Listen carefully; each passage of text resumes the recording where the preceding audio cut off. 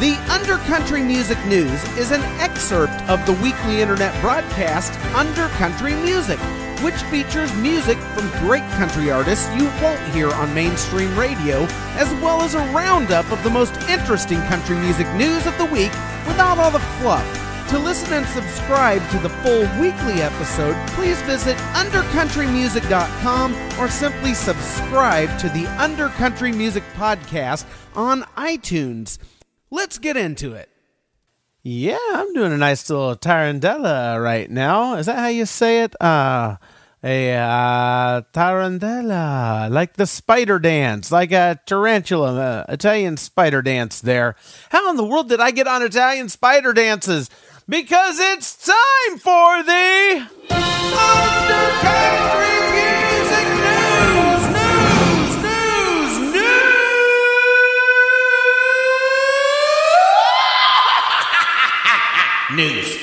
And a ho frickin' ho to you from Undercountry Music News, episode 149. For those of you just joining us here, the Undercountry Music News is just a small excerpt of the larger weekly internet podcast broadcast, Undercountry Music, where you can hear music and stuff like that. And I break the news portion out on its own and rebroadcast that in some places, because there are some places that, they don't want to deal with all the music clearances and stuff like that. So this helps me to get into more places and up in mo faces. Anyway, the Undercountry Music News is where every single week I go on to Google, I search for the term country music news, and up come all the websites there on the front page of Google. Most of them have some country music news, but it's all, weaved in with a bunch of BS stuff like, what Darius Rucker wants up his chimney and, crap like that. And I weed out that junk, and I find the actual things, the actual news nuggets from the week in country music news that are actual news and not just BS garbage fluff press releases. And I compile them all here, and I bring them to you. And if a website is supposed to have country music news, but they've got all Darius Rucker jamming stuff up his chimney chute, then I reward those websites that don't do their jobs by bringing you no country music news with the Undercountry Music News Wet Belch of the Week. And it sounds a little something like this. That's spiced with eggnog today. Yes! Are you ready to get into it? Let's do it. A-ho, a-ho, a-ho, a-ho. Okay, we're going to start over at CMT, Country Music Television. Now, this first story is a bit of old news, but at least it's got some freshness to it with some brand new details. You may remember a few months back, historic RCA Studio A on Music Row in Nashville was slated for demolition by a developer who purchased the property and kicked Ben Folds out on his dang folded ear. Well, some preservationists stepped in and offered the developer a good chunk of money. Developer took it. RCA Studio A was saved. Now, that's not new news. That all happened a little over a month and a half ago or so. But what is new news is that the purchasers have come forward and shown their faces, and they call themselves the RCA Studio A Preservation Partners. And looking over this article, it looks like they talk about some things they want to do with the studio for education and events, but it looks like it'll be on a very limited basis, which basically means they're going to have a couple interns running around, which gets them free labor in the studio. And they're going to throw wine and cheese parties every once in a blue moon for Nashville's A-listers so that they can look like big shots. And you and I are realistically never going to see the inside of this place. So, not a great way to start out when you've been trying to drum up public sympathy and support for the cause, especially when there's probably going to be more properties that they're going to want to get, and they're going to play the public sympathy card and BS like that. Yeah, I'm not buying it. But anyway, the new owners are Mike Curb, I'm assuming from Curb Records, Chuck Elcon, and Aubrey Preston. And they do make up the new Studio A preservation partners. Oh, and they are allowing Ben Folds to fold back in and run the place for them. Okay, and moving along, here's some sad news reported over at CMT. Chip Young, guitarist, legendary guitarist, by the way, who played on such classic hits as Dolly Parton's Jolene, Elvis Presley's Guitar Man, Charlie Pride's Kissin' Angel Good Morning, and he also was a member of Elvis Presley's official studio band from 1965 until Elvis' death in 1977. Well, Chip Young has passed away himself at the age of 76. The article does not disclose the cause of death. Rest in peace, Chip Young. Amazing, legendary body of work you have left behind. And I'm going to Prancer and Dancer right now on over to Taste of Country. They get to taste the Undercountry Music News Wet Belch of the Week. I think they've tasted that like 2 or 3 weeks in a row. They're just not doing their jobs. It's all like, Darius Rucker, dark chimney chute shoving stories and, junk like that. Eric Church's Christmas Posse and, stuff like that. Anyway, moving along. No more time for that. Over at Country Weekly, they are reporting that Martina McBride has signed with NashIcon, who are collecting all the biggest names in country music right now, trying to bring them all under one roof for, the special promotion needs that you have when you are a gajillionaire performer. Really not much else to the story. I mean, it's an entire page of stuff, but it's basically, just, filler and the usual claptrap. But you can get on over there and read more about that if you like. Now, just last week here on this show, I reported that Lucy Hale would be kicking off an East Coast mini tour beginning January 29th.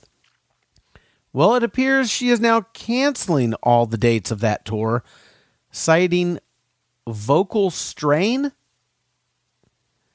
Well, wait, I'm not saying she hasn't been out performing or anything, but it seems odd to me to cancel a tour this short, citing vocal strain when you have over a month before it even starts. I mean, it seems odd that, she could not get her voice rested up in a month's time. I mean, what the hell has she supposedly done to it? Oh, maybe she's got, nodes and has to do surgery or something and is worried about doing permanent damage or something like that. Yeah, the story doesn't really go into the particulars of it, just cites vocal strain and leaves it at that. Hey, well, I'm not going to armchair quarterback it, but anyway, we're going to Great Dane. All right, we're going to go to another place with more country music news. How about that? I ran out of witty S to say here, okay? Over at Great American Country, GAC. Well, I apparently didn't run out of Undercountry Music News Wet Belches of the Week because they got nothing. Now, let me read you all the nothing they have. Now, when I'm talking about fluff and BS stories, I'm talking about stuff like this. On their news page, obviously there's news because I'm over here reporting news, but they're not reporting any of it. Here are all the stories from their news page. Now, I'm going to read them for you. 6 last-minute stocking stuffers. Brothers Osborne enjoy Christmas sights and sounds. Ban Perry talks Christmas shopping. Eric Church tells a Christmas story. Reba's Christmas plans include family. Thomas Rhett recalls favorite Christmas gifts. Lady Antebellum, real or fake Christmas trees. And there's a cookie recipe. A mother effing cookie recipe!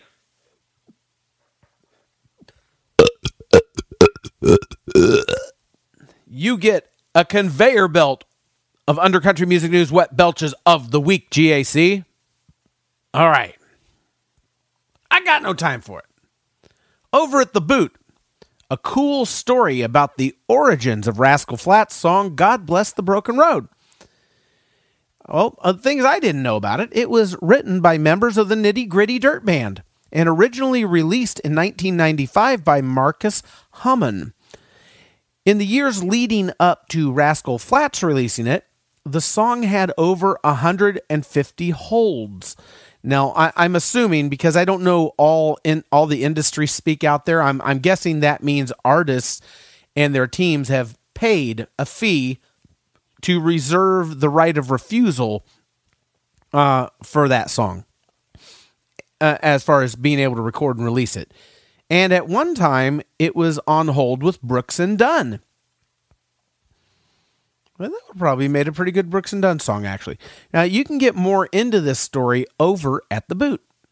Another story at The Boot, the Zac Brown Band is scheduled to perform on the PBS show live from the Artist's Den on January 30th.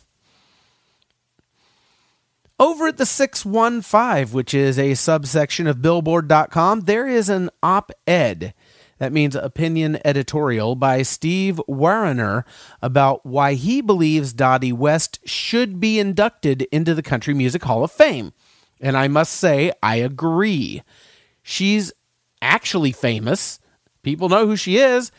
And the Hall of Fame inducts people all the time for their accomplishments and their contributions to country music who aren't actually famous. And last time I checked, it was called the Country Music Hall of Fame, right? Not Country Music Hall of people who contributed to country music that aren't really famous. That'd be a big sign.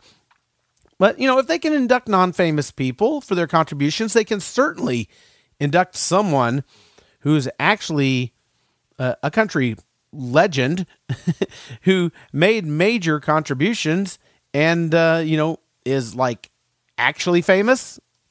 That seems like a no-brainer to me. Hall of Fame, get busy. Now, over at the 615, they also have an interview with Marty Raybon on the Shenandoah Reunion, which you can read over there. And here's a story from the past week that I haven't seen anywhere else. And this to me, this is like one of the big stories of the week. Sugarland and LiveNation, they have settled with the victims of the stage rigging collapse at the Indiana State Fair from 2011, which killed 7 people and injured nearly 100. Now, 2 investigative reports discovered that the rigging of the stage, quote-unquote, did not meet industry safety standards. The settlement came to $39 million. And, of course, that's not going to bring, people's loved ones back by any means, but it'll help pay some doctor bills. It'll help pay some bills from people whose life partners aren't there to help them with the mortgage or the rent or to feed those kids. It'll help put some kids through school. So let's hope there's at least some closure there for the families affected, and that whole thing just sucks. Anyway, I think we're going to end it over here. We're going to pull our little sleigh up to Rolling Stone Country. Let's see what they've got over there this week. They got another. We got a trifecta of undercountry music news wet belches of the week. I pull no punches, even at Christmas. That is my Christmas gift to you, Rolling Stone Country, a stinky wet belch. And this has been your undercountry music news.